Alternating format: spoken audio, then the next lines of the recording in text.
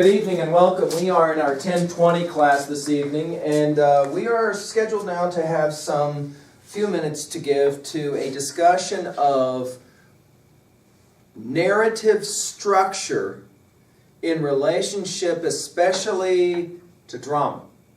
Okay?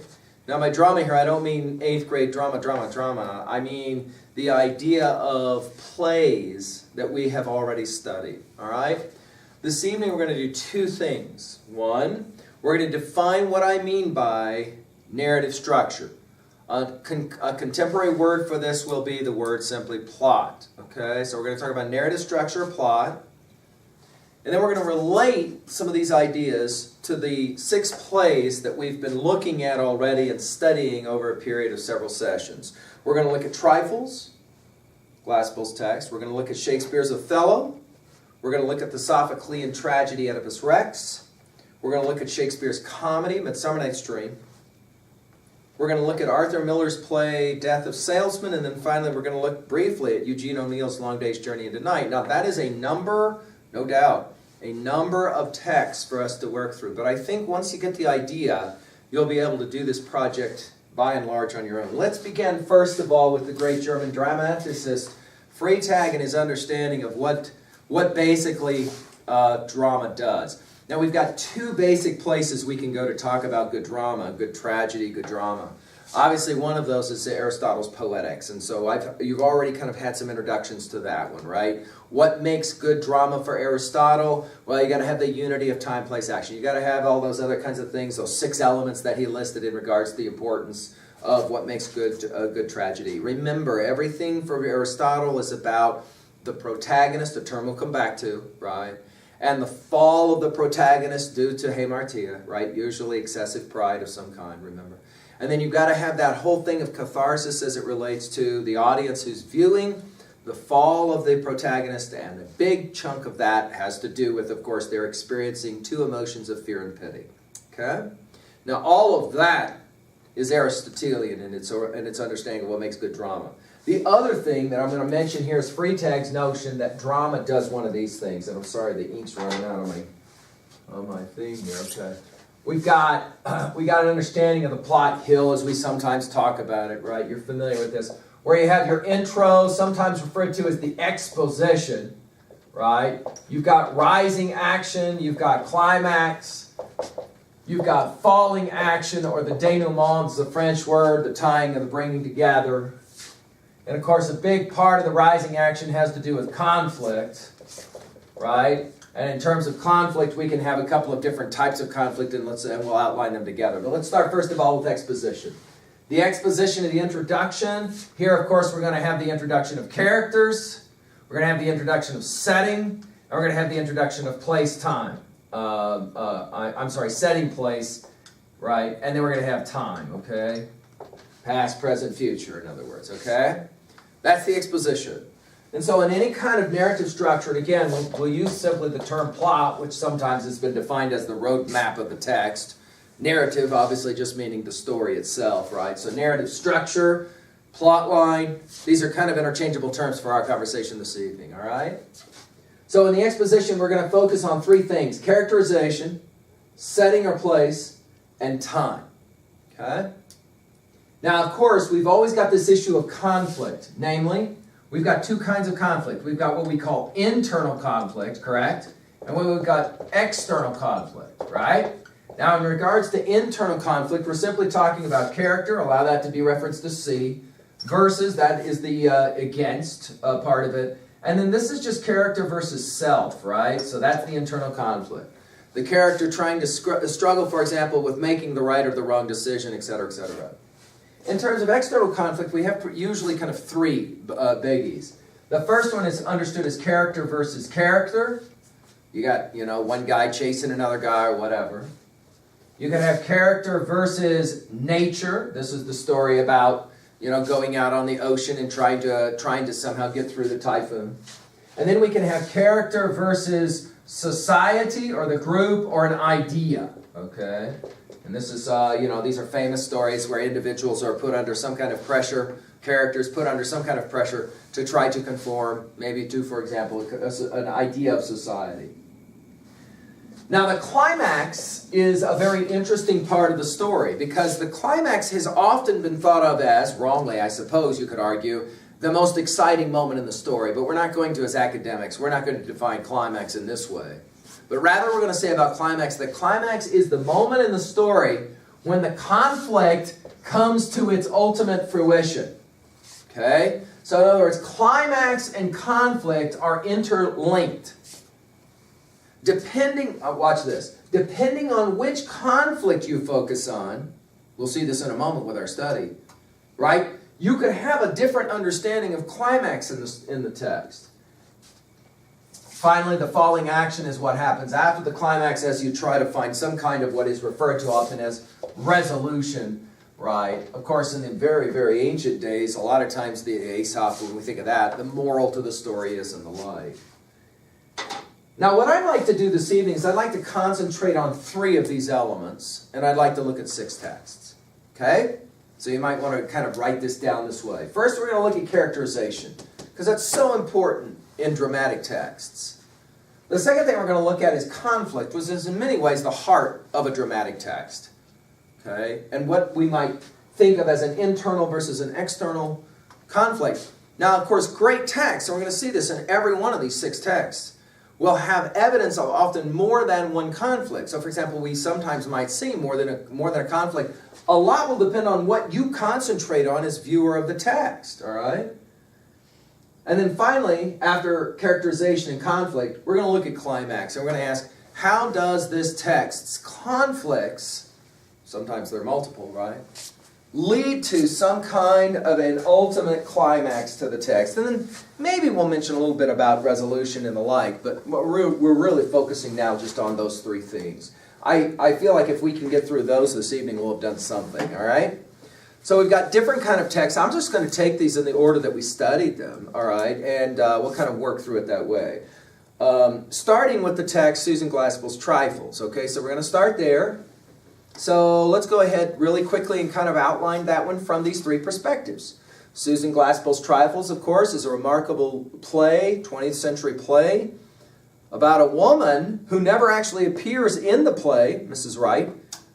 Where is she? Where is Mrs. Wright? Throughout the entire play, where is this woman? Jail. She is. She's sitting, of course, incarcerated. Why is she incarcerated? Well, her husband ended up jacked, right? And so there's some question about exactly how did that happen. How did he die? Remember, how is Mr. She strangled to death, right? She strangles him. And yet there's no direct evidence that actually she did it. The evidence, of course, will come in the form of quote-unquote trifles that are not found at all by the 2 male characters of the story, but rather the 2 females of the story who decide, they're not going to share this information. Besides that, stupid men wouldn't understand it anyway. This is, of course, one of the first early moments of high feminist literature, as we often refer to it. And, of course, this text has had a whole lot of debate within the feminist critique. Let's go ahead now and actually pay some attention to this question of, first of all, for you, what is the character, go ahead and write down in your notes, what is the character that you most are interested in the story?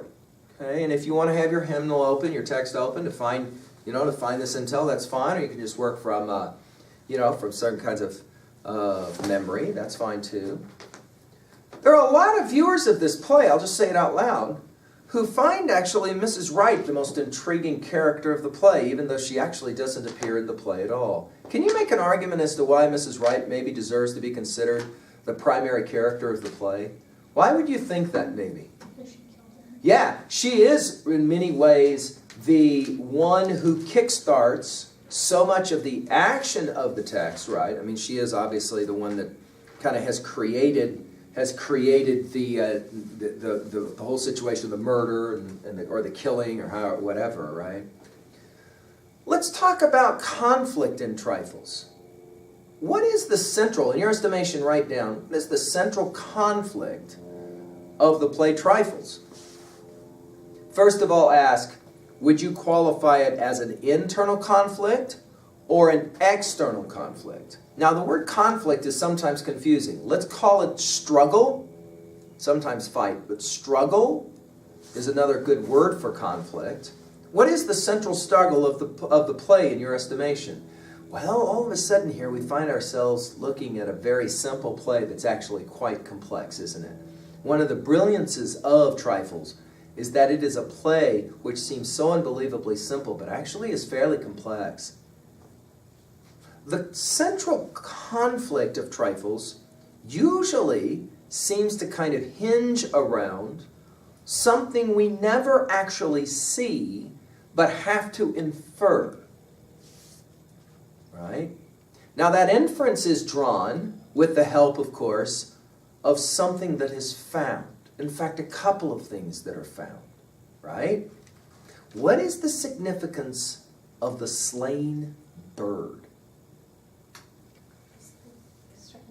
Yes, the bird was killed by being strangled. Its neck, its small neck broken.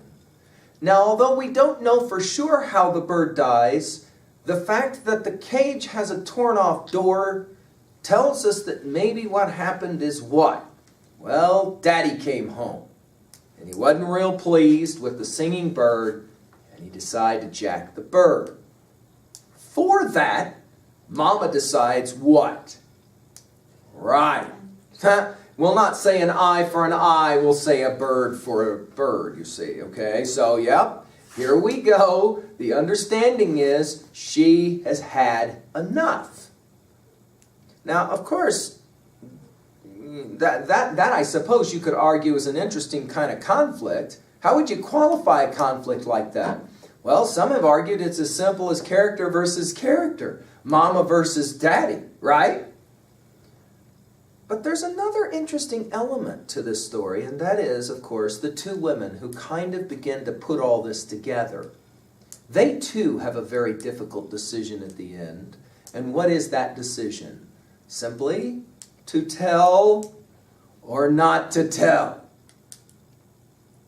They decide what?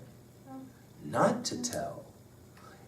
In what ways is this kind of a conflict in our narrative, do you think? How is it a narrative conflict? Being right and wrong. Yes, it's a moral question, isn't it?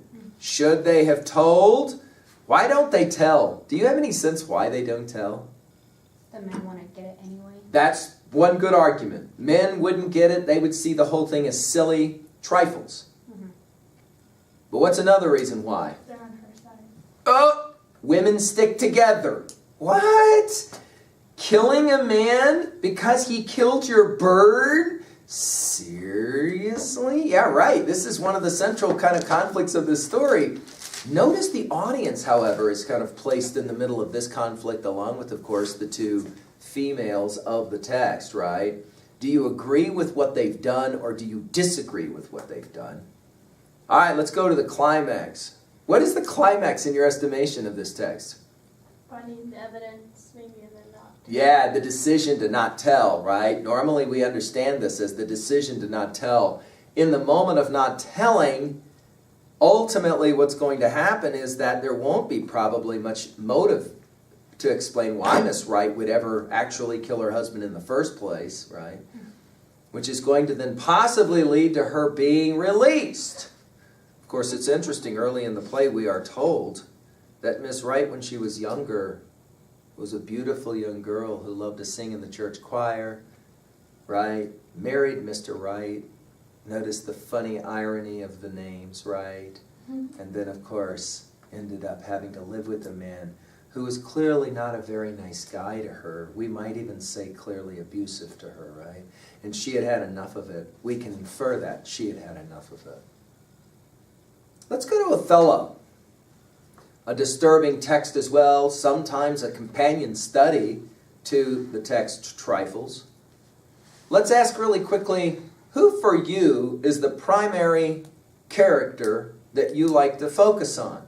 What are our options here? We can look at three, can't we? Yeah, for sure we can look at three. All right? Let's take them in order.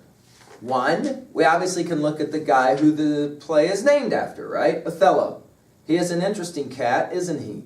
Wants to be honorable, wants to be a good man, but he has a weakness. What would you call his weakness? What is his Achilles heel? He's a guy, you're saying. And guys are all jealous of their girls, especially when they think their girls might be messing around on them. Uh-oh, danger, danger. You'll remember early in the play that Desdemona's dad says to Othello, "She fooled me. She will fool you." In other words, don't believe women because they're conspiring, bloppity, bloppity, bloppity, you see, right? Another possible option for key character in this play is actually Iago. He is one of Shakespeare's greatest villains. Notice how many times in the play he's called honest. All the way until the very end of the play, everybody in the play assumes that Iago is straight up. The only people that know that he's not straight up are audience members. In moments that are quite remarkable in the play, Iago will look right at the audience and say in code language, "What, you think I'm bad? Wait till you see what I'm about to do. I am going to jack this guy up." The audience, this is what's disturbing about watching this play, we know it's coming and we can't do anything about it. And he, of course, is brilliant in his ability to move pieces on a chessboard, and he almost gets away with it. The other thing that's interesting about Iago as a villain of Shakespeare, Shakespeare, the great creator of villains, but Iago is very particular in his villains in that there is absolutely, it seems, no remorse whatsoever for Iago. He almost seems to say, "I do it again, I do it 1,000 times." The other question, obviously, is why does Iago do this to his, supposed friend Othello?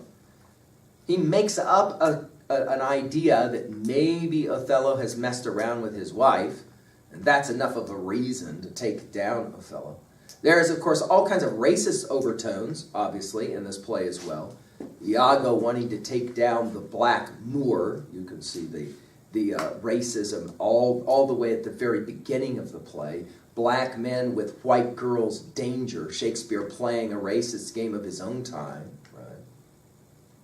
Third character possibility is obviously Desdemona, who is a fascinating character in that she is remarkably independent, isn't she? She goes her own way. She defies her father. She marries Othello without her father's knowledge. Whoa, this is a major, major no-no. Think about, of course, how Shakespeare likes to play this game. We think immediately of Romeo and Juliet, don't we, right? Right? And of course, notice that in both of these texts, Othello and R&J, the girl who defies her father's wishes ends up dead. Shakespeare clearly kind of making a very subtle point here, not so subtle, you see. In the end, the question that will be interesting about Desdemona is, should she know that Othello is going to kill her? I mean, is she really this stupid? She cannot be this naive. She has to know, and yet she does it. She stays with the man. Now, obviously, this begs a really eternal question. Why is it that women ever allow for a man to hit them more than once? Hitting them, first of all, is bad enough, but to come back and let it happen again. And clearly, Desdemona has already had her run-ins with her guy. And yet, she goes back. Is it because she is young and idealistic? Is it because she's so in love she cannot see the truth about her man? Tough one, tough one. Now, of course, we can ask about the conflict of this play. And what is the central conflict of the play? And is the conflict of the play for you internal?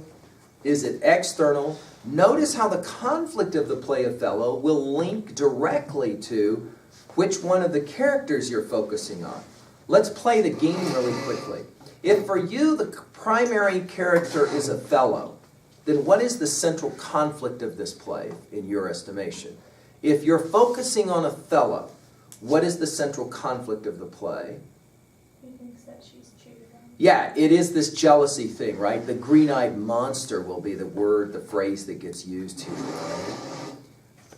Of course, if you're focusing on Iago, what's the central conflict of the play? How would you think about that one? If Iago is who you're looking at when you watch the play Othello, primarily, you can easily see character versus character, can't you? It's obvious from the very beginning. If Iago's going to take down Othello, what's really terrible for audience members is that they know it's coming and they can do nothing about it. You can even scream at the actors on stage, don't listen to him. He's not honest. He's a complete falsehood. Begging the question, well, you'll maybe remember the line from Shakespeare's play Macbeth. Duncan will say in Act 1, Scene 3, 4, there is no art to find the mind's construction in the face. There's no way to tell by looking at people what they're really like. Iago has fooled Othello into believing that he's honest, and he's anything but. How about Desdemona? What is the conflict if you're going to look at her?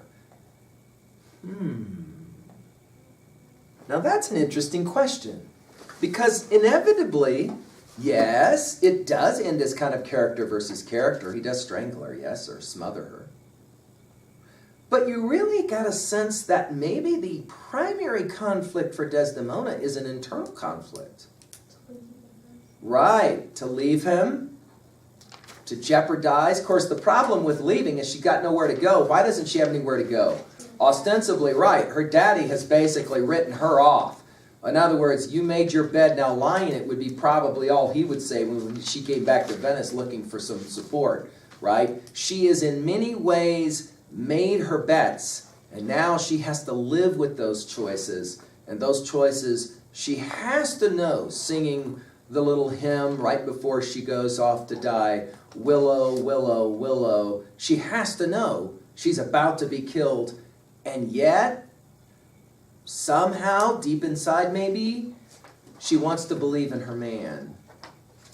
Well, we said that climax is somehow related to conflict.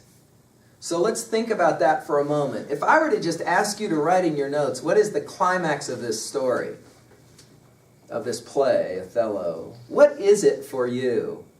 What do you find to be the most compelling moment in the story that would constitute the climax? Well, notice, this is a brilliant example. Shakespeare always providing us with brilliance. This is a brilliant example of where climax is going to vary depending upon which conflict you look at. Agreed? If you look at the conflict, for example, derived from Othello himself, then you're going to posit maybe that the climax of this whole text is going to be what? Yeah, right at the end, right? Right at the end. If you look at the climax as somehow being related to Iago, then notice we have these multiple varied potential climaxes when it almost seems like Rodrigo's finally going to figure it out, right? And then notice Iago's so good with language. He can talk so well that he can always kind of finagle himself out of a situation. Of course, if you're looking at Desdemona as the source of the primary conflict of the play, male versus female, we might say, innocence versus experience, however you wish to say it, then obviously the climax is a compelling moment there somewhere near the end of the play when she has to come to terms with the fact that her man, she cannot change her man. Her man is going to do this terrible, terrible thing. And then, of course, all of a sudden we'll have the epiphany of all epiphanies. Oh, you stupid, stupid man. Why at some point didn't he just begin to ask questions? Of course, the primary symbol for all of this is simply the handkerchief, isn't it, right? That handkerchief is going to play such a pivotal role, not only iconically, but symbolically, right? And so there it all is. And of course, it's maybe Shakespeare's darkest tragedy because the audience knows from the very beginning that Othello is going down. The audience knows that Iago is going to find a way to take both Othello and Desdemona down, along with, of course, Cassio in the process. Brutal, brutal. Let's turn now to the great Greek play, Oedipus Rex. I know that you've watched already some lectures I've given on this play. But let's ask about in terms of characterization. See, we'll look at this play as moderns or postmoderns. We will ask questions about how the Greek audiences of the day saw the play. But let's talk about this play as a work that still today is remarkably germane to our experience. If you were to just pick up this play and watch it today, who are the characters that you probably most likely are going to at least pay attention to as potential primary characters? Well, we'll say it out loud. Obviously, Oedipus is one. But then there's always that interesting character of Jacusta, who is going to be his wife mother, who, kind of hangs around the peripheral, but you have to realize she's always there, and sooner or later she's going to figure this out, and when she does, of course, it's going to be horrific. What do you see as the central conflict of the play, Oedipus Rex? What is the central struggle? Well, Aristotle said it best in Poetics, didn't he? It is that struggle to be just, right? The great Greek virtue of justice sits right at the middle of the play. Oedipus says, I am going to be a good king, not a bad king. I'm going to get to the bottom of this, and whoever killed Laius, he will get jacked. I'm going to make sure of it. And the audience, again, very much like watching Othello, goes, dude! We call this dramatic or onstage irony, don't we? You're the guy! Of course, as I said in an earlier lecture, it would be one thing if this was a play where Oedipus wakes up some morning and says, gee, I got a feeling I'm going to today, let's just go kill my dad, marry my mom, and have 4 kids. That is not this play. He goes through the whole process of the events of his life without any idea that what he's doing is going to set the tragedy of his life in motion. Of course, we could say that in the end, the primary conflict of this play is character versus society or an ideal.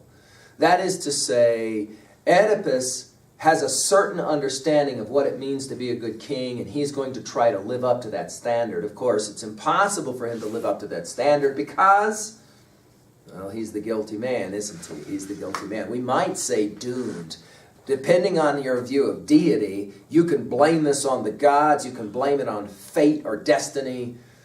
Of course, you could just blame it on Oedipus deciding that he has to kill an old man instead of just get out of the way, right? I mean, in the end, Oedipus could have just walked off the side of the road and let the old crazy man drive his chariot as fast as he wanted to.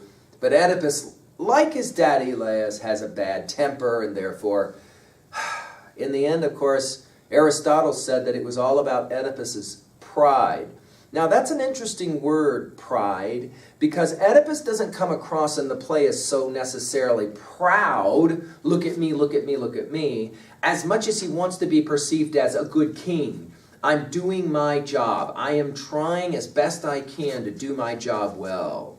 What if you concentrate on Jacusta, though, as the primary character? And modern and postmodern audiences often will do this, where they kind of look at Jacusta and see her as almost like a really tragic puppet. If Oedipus is tragic, Jacusta, his wife mother, is even more tragic because she, unlike Oedipus, is bright enough to put it all together. Right? And of course, in the moment that she figures it out, oh no, what is her response? What is his response? Her response is interesting. Exit. Right? What's she do? She hangs herself. She can't live with it. Interestingly, what does Oedipus do? He doesn't kill himself, but rather he blinds himself. Yes, in a really graphic sense of poking the eyes out, right, and all of that. Notice the irony. At the very moment when Oedipus goes blind, he finally sees. That is to say, perspicacity, insight. He understands things he didn't know before, which seems to suggest that maybe one of the central conflicts of Oedipus Rex is actually character versus self. That Oedipus is trying to come to some understanding of himself. Again, what we would call, the Greek word is perspicacity or perspicacious. That is to say, you understand things about yourself you didn't know before. And at the very end of the play, blind, led off stage, of course, as Creon assumes power, the brother of Jacusta, assuming power, Oedipus trying to make a deal that Creon will take care of his children, Antigone is the only one remaining to stand by her father. And of course, ultimately, in Oedipus at Colonus, the second of the three plays, Oedipus himself will hear that his sons have killed themselves in a fight outside the wall of Thebes, and then Oedipus will then die himself, leaving, of course, the third play, maybe the most tragic of all three for postmodern audiences, the play Antigone. Antigone, of course, in the end, dying along with Creon's son Haemon. So Sophocles, very interested in the conflicts of, can we just say it this way, family, right? And the way family is constantly in internal struggles, right? And how those kinds of struggles, excuse me, play themselves out in really intriguing ways. Well, let's turn a little bit to something a bit lighter, a little bit more happy. We'll look at Shakespeare's comedy, Midsummer Night's Dream. What's fascinating about Shakespeare's comedy here, Midsummer Night's Dream, is that it is going to be a comedy wrapped in a tragedy. The tragedy, of course, is the Pyramus Thisbe story. Shakespeare, of course, very much enjoying the Pyramus Thisbe story, as we know, of course, from his great play, Romeo and Juliet. The idea that you kill yourself because you think your lover has been killed or is dead, right, is, of course, in and of itself tragic. Now, you guys watched the Kevin Kline version of Midsummer Night's Dream because Kline plays Bottom so well. Normally, Bottom will be given, if not front billing, one of the main characters billing, right? There's usually two that are mentioned as being the central figures of Midsummer Night's Dream. Bottom, of course, is one, and then Puck is the other, Robin Goodfellow. Both of them, notice, are mischievous, aren't they? They're always causing problems. They're always getting people in trouble. But they have at their heart, at their core, something very lovable about them. Notice the final lines of the play are in fact given to Robin Goodfellow Puck, right? And he asks at the very end of the play, I hope we haven't offended you too badly, and I hope we've done a good enough job trying to describe to you the way in which existence seems to almost at times float between comedy and tragedy. So notice Pyramus Thisbe is the play within the play, but it's done in such a way that you're laughing. Of course, it actually isn't funny, right? I mean, the storyline of Pyramus Thisbe is out and out tragedy, and yet in the hands of goofy actors, especially, of course, Bottom, it's going to be kind of fun and games, you see. Now, let's ask this question, though. When you look at Midsummer Night's Dream, what is the central conflict of the play? Would you see it as internal or external? Well, obviously, the central conflict is don't tell me what to do. You could make the argument that the whole play is that. Don't tell me what to do. Notice that at the very beginning of the play, one more time, like Desdemona, we have, of course, a young lady who will say to her father, you can't tell me what to do. No, I'm going to run off to the woods with my guy. We're going to escape, and we're going to have fun, fun, fun. Of course, in the woods, well, this is why we call this the play of sex, drugs, and rock and roll. We're going to run into all kinds of interesting things that are going to be drug-induced states, and then ultimately everything is going to kind of work itself out. That's the essence of comedy. But the conflict of the play, we might argue, is trying to come to some kind of terms between, let's list the possibilities. Obviously, one is generational, isn't it? That is to say, parents versus kids. And parents, should they have the right to tell kids what to do?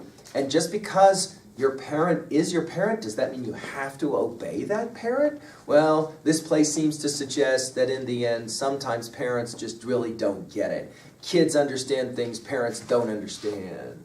Of course, there's another kind of conflict in the play that's more we might call political or matrimonial. Here, for example, notice that we've got Oberon and Titania having a bit of a spat, aren't they, right? This is the old husband-wife spat, right? And of course, and in the Kline version, which is quite remarkable, they even will play the game, though not actually in the play itself, of how Bottom's wife and he seem to be kind of having difficulties as well. But note the irony of the play. We're going to finish with 3 weddings, right? So we're going to have a triple wedding.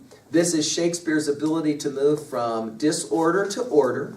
His greatest example of harmony in his denouement, or his tying up of everything, is to provide us with, notice, 3 weddings and a wedding feast, and of course the culmination or the consummation of all of those marriages as the play ends in nighttime. So notice we have no sexual consummation earlier in the play when we are in the woods, but we will finish there at the very end. Notice how sexuality in Othello is treated as deviant, right? But sexuality in Midsummer Night's Dream is treated as the great coming together, the great unifying force, right? That is to say, a way to kind of gain some kind of harmony in the end. What would you qualify then as the climax of a play like Midsummer Night's Dream?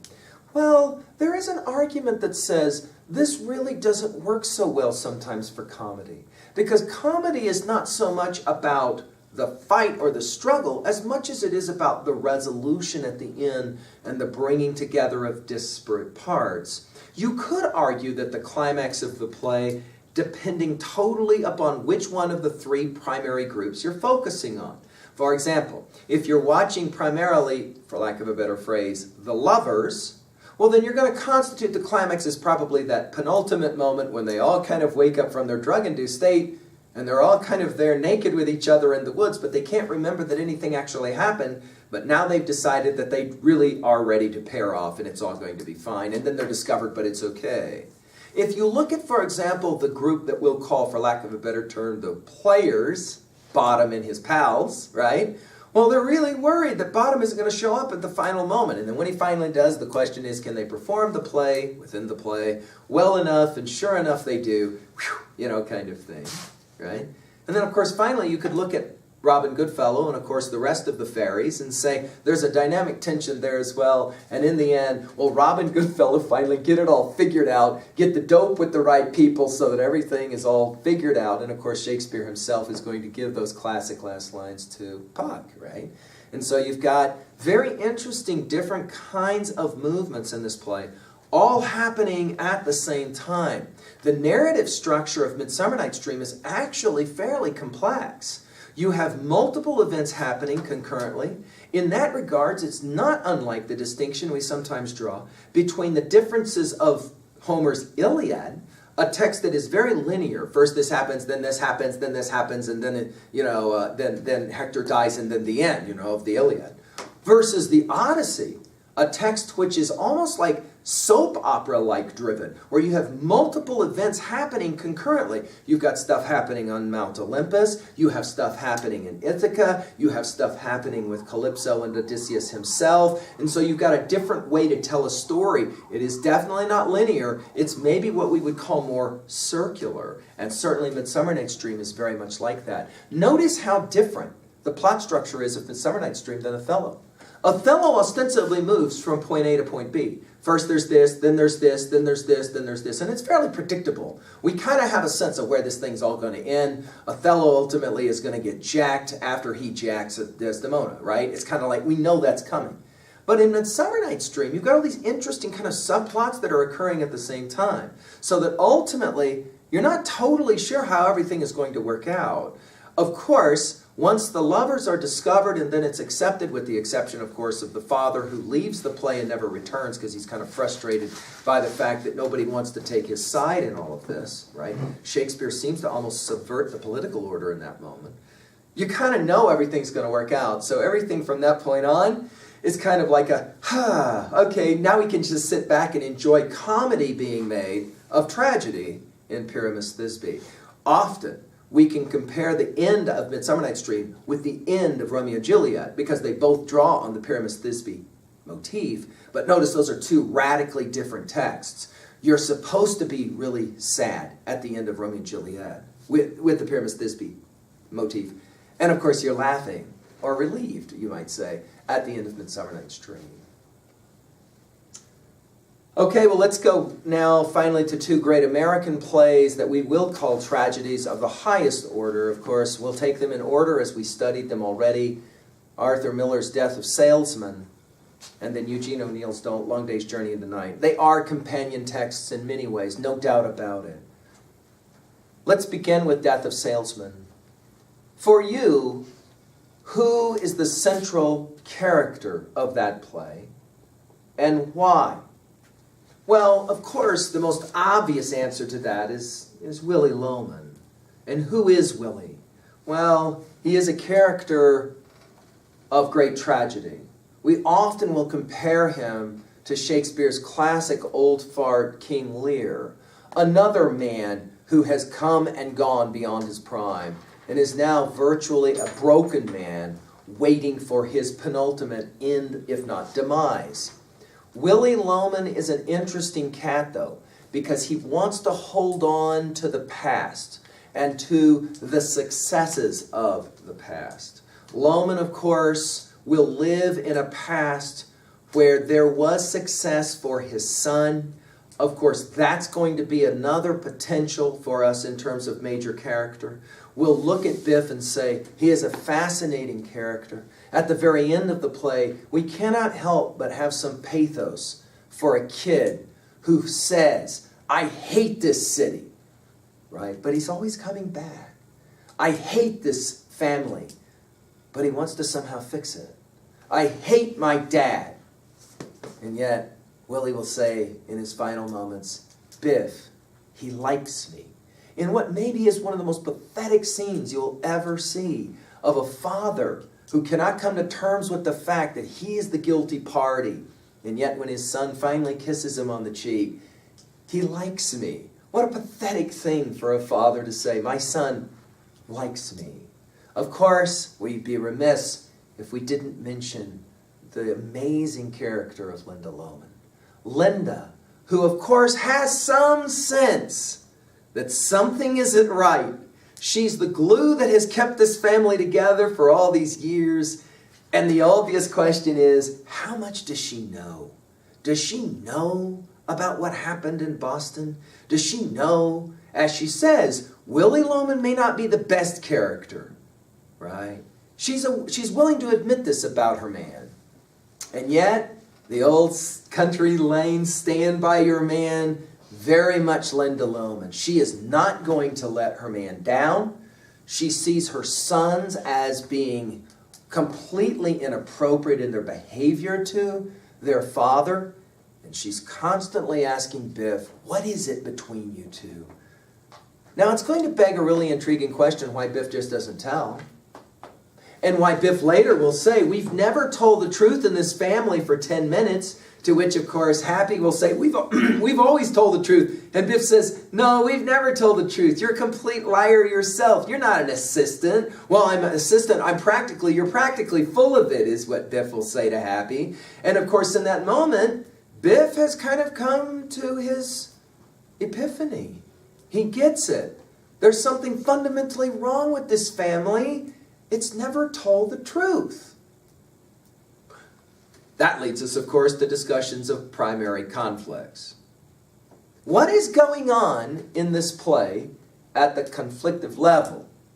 What exactly is it that the audience is supposed to grapple with? For example, is it the case, as it seems Miller wants us to believe, that a son discovering his father's infidelity in Boston is enough for that son to completely ruin his life? Completely destroys his life from a single moment? Well, we have to take into consideration when the play was written. We also have to take into consideration that Biff thought of his father as being a hero. He had placed him on a pedestal. And in turn, of course, Willie had placed Biff on a pedestal. The symbolism is not missed that Biff's shoes are what go in the furnace and are burned. Those sneakers with the U of Virginia on them, you'll recall. It's clear that Miller wants us to grapple as an audience with this question. Why doesn't Willie just come clean?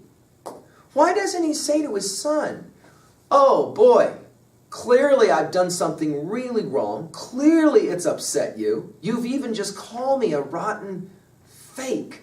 You phony little fake, he says. Of course, Malkovich's role here is just mind-bogglingly emotional, as even saliva is coming out of his nose and mouth as he's crying. He can't, even an actor, Malkovich cannot hold it in this moment together as he pushes his father down, a significant moment.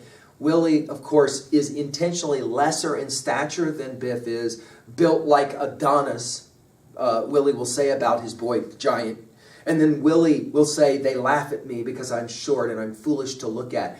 Son shoving father down, calling him a phony and a fake, and then leaving, and then not having any contact with his father for some time, which is what's going to lead to that conversation with Bernard about, hey, what happened, Bernard will ask, in Boston? I only asked because when he came back home, we had this fight, and Bernard will say, I somehow knew he'd given up. It was over for him. The question is obvious. Why doesn't Willie Loman just say, oh, whoa, let's go. We're getting on a train. We're going back home. We're going to sit down with your mom and your brother. I'm going to come clean. I'm going to tell everything. And we're going to work through this. Maybe even get some therapy or something. But we're going to get to the bottom of this, and we're going to remain a family, and it's all going to be okay. It begs the question, why doesn't Willie do that? What would Aristotle say about what's really at the center of Willie Loman as character? What is that word again?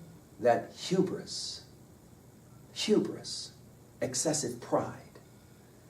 Willie Loman cannot admit that his actions have resulted in the decline and downfall of his family. He cannot admit that. And when Bernard even gestures in that direction, no, I'm not going there. Of course, this realization and the potential conflict made even more troubling by the fact that Willie is already looking for ways to kill himself. He has made some kind of an apparatus with a tube down in the basement with the gas water heater that can allow for him to kill himself by gassing himself. That is to say, to take the Jacusta way out. Notice how we can begin to put these texts together, right? There's two ways to respond to the reputation being ruined. One way is to kill yourself. Jacusta does that. Othello does that. Iago tries to do that, right? But then there's this other way. There's the Oedipal way. Notice Willie Loman wants to kill himself when confronted by Biff about